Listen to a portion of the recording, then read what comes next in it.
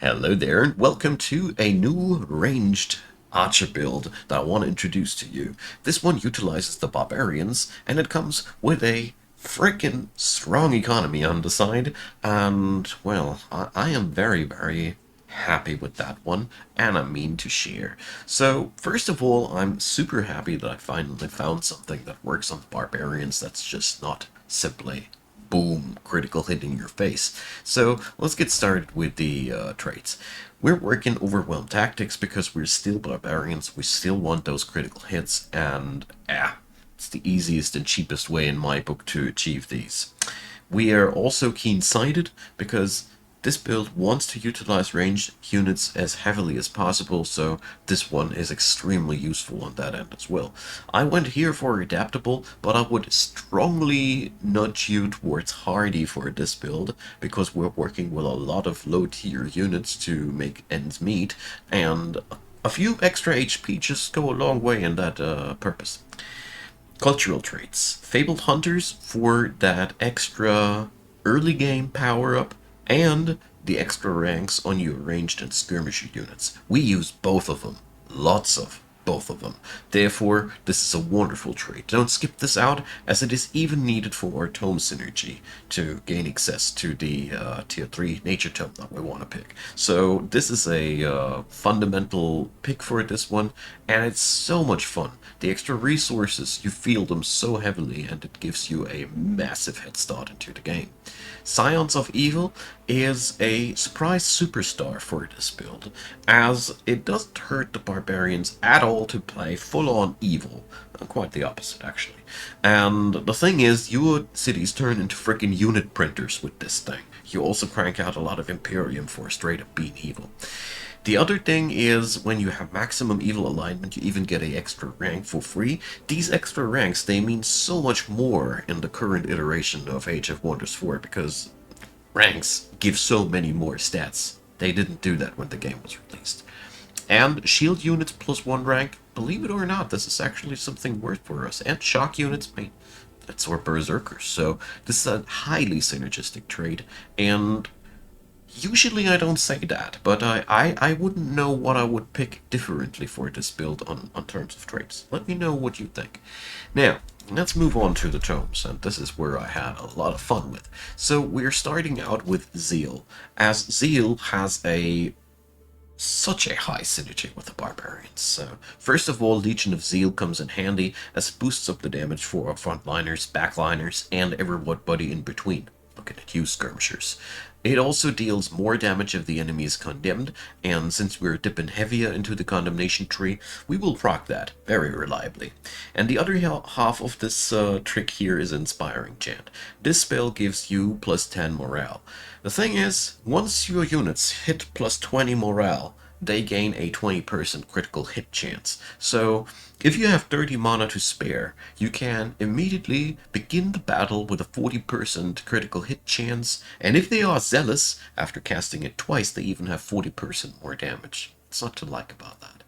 So, Summon Zealot comes in handy as a filler for your frontline. This build has a pretty much pick whatever attitude when it comes towards the front line, and that makes the Zealot shine. He's a pretty reliable dude, keels over quite quickly, condemns enemies who see attacking, and, well, end of the line. Fanatical Workforce is quite amazing, as we have a lot of production steroids in this tome, so it finishes up production projects quicker. I like to use that on city halls and the like, or whatever is suppressing matter. It is relatively cheap, and the costs are moderate. Condemnation softens up the enemy's status resistance. This is the primary tool for this build. Mind you, you have a tier 1 shield unit that can't stun. Condemnation opens up the possibility to stun people that you wouldn't normally stun, or increases at least the reliability. Super high synergy. It's amazing. And the Circle of Zealotry, well, what can I say? It's an insane draft income. I mean, look at the amount of evilness that you will want to rack up with this thing, so it's a real powerful thing. The other tier 1 we're picking up here is Enchantment.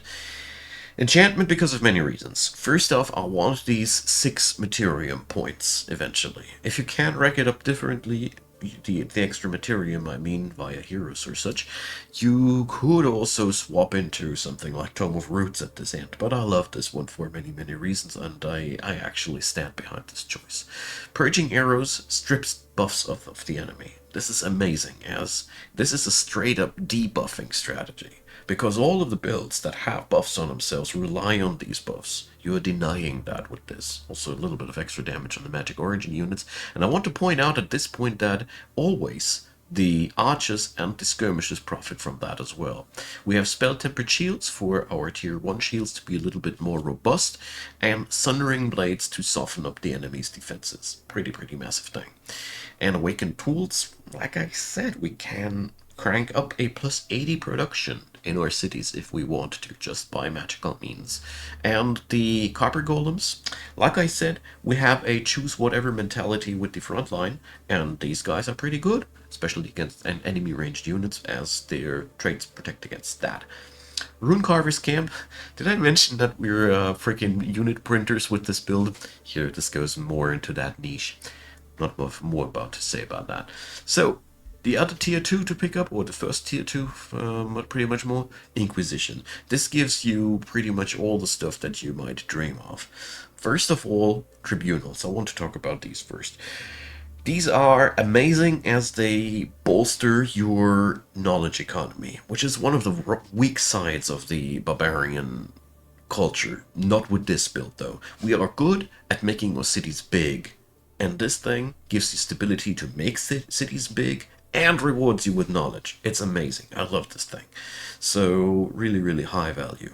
The Inquisitors will replace your Sunderers, and these guys are very powerful in this build, as I did underestimate when I started this journey how much of a powerhouse skirmishes become when they just soak up passively all of the archer enchantments and stuff that you put up onto these.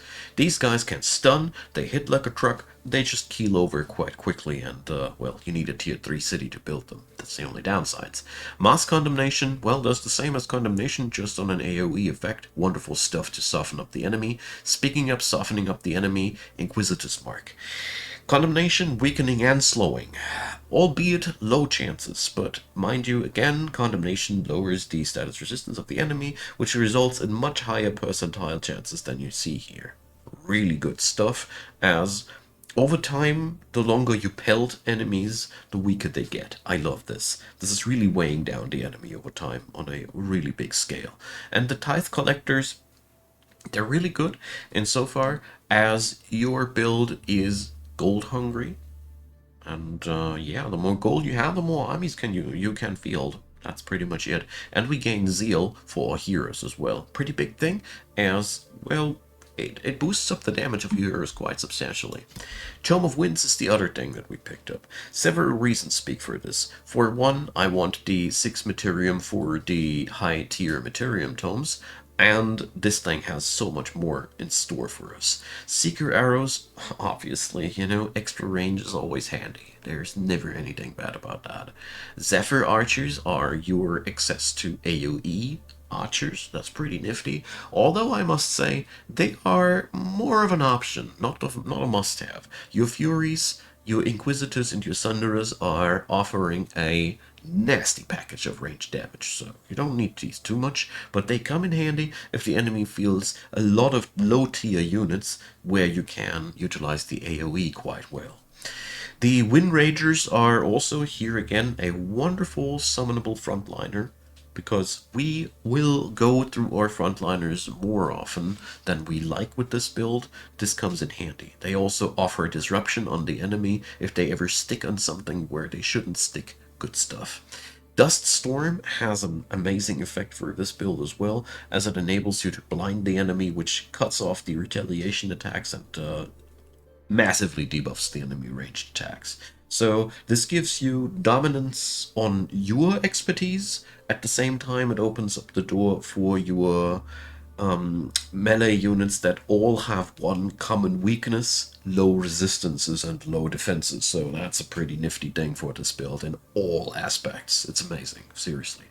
Abducting Cyclone, well, you can pull out somebody that you want to focus, and This is very powerful insofar as we are really excelling at pointing at somebody who has to die. We have a high amount of damage. We soften up the enemy's defenses by consecutive hits. So powerful stuff, especially to get some particular unit dead. Avenging wins. I like that for my heroes. Enough said. Tier 3, Cycles. This is just so good for this build. As Projectiles of Decay finally put some edge on your supporters, yeah, you have to wait that long for your supporters to be good for something except for healing and buffing strength. But yeah, it's a really powerful enchantment. As you see, it goes over all your ranks, skirmishers and ranged alike. Decay is amazing as it is not only damage over time, it does not end if it's not dispelled, and it hinders the enemy to heal. It's a wonderful, powerful condition, and since we are condemning the enemy a lot, we have an easy time applying that. Diffuse health and parting gifts are the things that we always wanted to keep our people alive in those late game fights. These two spells are what you need to get through the late game phase, because your frontline is just effing weak. I have to admit it is not really possible for me to keep both sides of the equation powerful, so I went for this strategy and it works a charm. The Druid of the Cycle is a hard-hitting druid supporter that can just resurrect people. Very powerful stuff, albeit costly and clunky. The whole dude feels very clunky to play, but the combo is powerful. I just don't play them. I just don't like to play them. Okay, I admit it. They are just somehow that whole restart the cycle thing is. Where was it here? Well, whatever. These guys have their role, but they're just not my favorite units. But altogether, supporters are not the strong side of this build. The other tier 3, where we're heading towards to then, is the Tome of Transmutation. This might come as an odd pick at first, but it has a lot of synergy that I want to outline here. First off, transmutation circles. These allow you to mimic any magic material. This brings two improvements. First off, there's a lot of buffs that you can acquire via that. We are good at expansionistic playstyle with the Barbarians, so we also might have a lot of cities to utilize that. So really nice stuff. Meld armor is finally a nuke spell. We don't have too many of these on the build, and most importantly, it softens up the enemy initially, which can be sometimes really important. Adaptive armor is really nifty as it makes your units a lot more powerful, and steel skin goes into the same niche. Transmuters are finally battle mages for your build, and transmuters might not hit hard in this build, but it's never been their job. They debuff the enemy's defenses again. You see, this is a theme here, and they can also put out a 1 hex stun. Usually you only will have one, maximum 2 squads of transmuters in your entire army, but they are so powerful at what they do, as the crucial "you don't move in this area" thing can blow up the entire fight to your advantage. Seriously, I'm not over exaggerating here. Transmute resources is amazing, as we at some point we don't make that much use of mana. I'm already very early in the game at the point where this just fills up and I have to make up excuses where I pour it. This makes your cities even stronger. Like I said, we have a good economy on this build. With all these things that we have done so far, this build culminates in the Tome of the Crucible, giving you access to meteor arrows. The wonderful thing about meteor arrows is it is not only something for your furies, it is also for your skirmishers. And you see it down here that my distribution here is extremely biased towards skirmishers, and I don't have that many archers because skirmishers are really good for this build. Amazingly so. I still have to replace a few early troops here in this run, but never mind about that. We also gain finally big burst spells. We have Lava Burst, we can destroy enemy provinces, and we can make our own cities pretty hard to conquer, and Meteor Shower is a nasty combat enchantment. It is just a little bit mana intense, but like I said, we are not summoning too much eventually, or unit enchantments have been paid for, so you have tools to spend that stuff in a good manner. And great foundries, hey, more draft income. Like that. So Meteor strikes for your melee dudes, and this build is finished at that point. Let's move on over to the roster. So here we pick up Sunderas. Early on, these are your mass-produced units. They are the poor man's fury, and they are really amazing. They have a range attack that is available on every turn with decent damage. If it crits, it hits like a truck. They have a really good melee attack, and they can jump on in either range attacking or stabbing people at any point. Warriors are your frontline, and they stay relevant throughout the game, as Shield Bash is an amazing skill. Due to all the condemnation that we apply on the enemy, like I said, it stays relevant even later in the game, and they can reliably stun tier 3, maybe even tier 4 units with some luck. That's pretty amazing. Their resiliences get buffed over time, but they are one unit that's ought to die. But you can replace them so gosh darn quickly, so don't worry too much about these. But in the early game, I'd recommend to stick a little bit more to the Sunderas, as you can really blitz down enemies really reliably. So something like 2 warriors and 3 to 4 Sunderas is absolutely amazing. Then comes the Fury. These are frenzying themselves while attacking and offer a solid base damage. We are not utilizing their optional cavalry trait in that build, so they are just one zesty ranged attacker that just grows stronger the longer they keep shooting. This really comes in handy, as you can therefore keep your buffing spells in terms of strengthening stacks for other parts of your army, as these will always buff them up themselves, which is really nice. War shamans, well, you could put their face right next to the word necessary evil in your encyclopedia. They are your access to healing. They also offer strengthened buffs, which is really nice. They also offer regeneration, but they're freaking taking a full action for that one. I still find these relatively underpowered, as their ranged attack will also be, for a long time before they hit the Tome of the Cycles, be also pretty irrelevant unless they crit. Luckily, we have many options to give them at least a 40% chance to crit, so they are... You need 3 to 4 of these in your army to keep your army together, because their regeneration and strengthening effect is powerful. It is just clunky and on a high cooldown, and that's why I dislike it a little bit. Well, the Inquisitors are your real powerhouse. They are your tier 3 unit that comes with mobility and range attack. It's just worth mentioning that while the range attack does stun, it has a cooldown, unlike the Sunderas. These guys are therefore, well, their range attack is a premium move, which is meant to hinder to stop enemies. Apart from that, well, they benefit from melee and ranged enchantments, and therefore are stupidly powerful. When it comes down to hurting people, these guys are just way to go. Your Berserkers are in this build, well, wrong town. Do you guys have it? Wait a sec. There. Your Berserkers are, for this build, a little bit of a special troop. They come in whenever the enemy has too much unavoidable damage. That's where you need the Steadfast trait. Basically, whenever you notice that you just lose too often and too much of your frontline, because the enemy has just a lot of ranged attackers, uses a lot of spells, has heroes that have just a lot of nuke items, stuff like that. That's where the Berserkers counter that action, because they'll just soak up all the burst and then still smack you in the face with full force, because at that point, when they go berserking, their penalties are negated, therefore they hit with full force, even though they only have an HP left or so.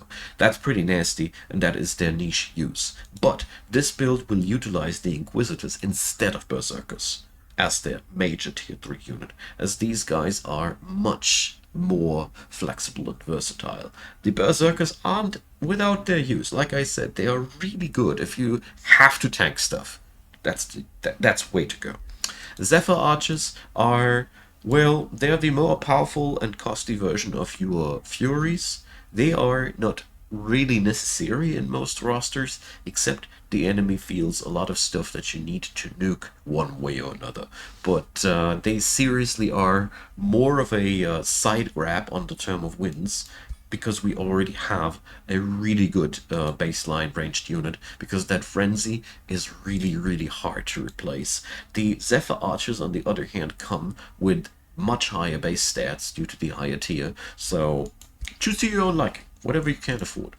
So when it comes down to strategy, well, we're barbarians. We want to expand as fast as possible, keep those cities coming, use a lot of scouts, as scouts can found outposts. We are also able to just pick whatever we want early on, wherever we want. This is a really, really powerful trait, and you need for this build, especially cities that have a good share of provinces that give you gold, mana, knowledge, all these usual things, and you get to cherry pick a lot with the barbarians. The wonderful thing is, when you choose a champion hero, which is my personal recommendation for this build, you have a massive unit printing force right from the get-go.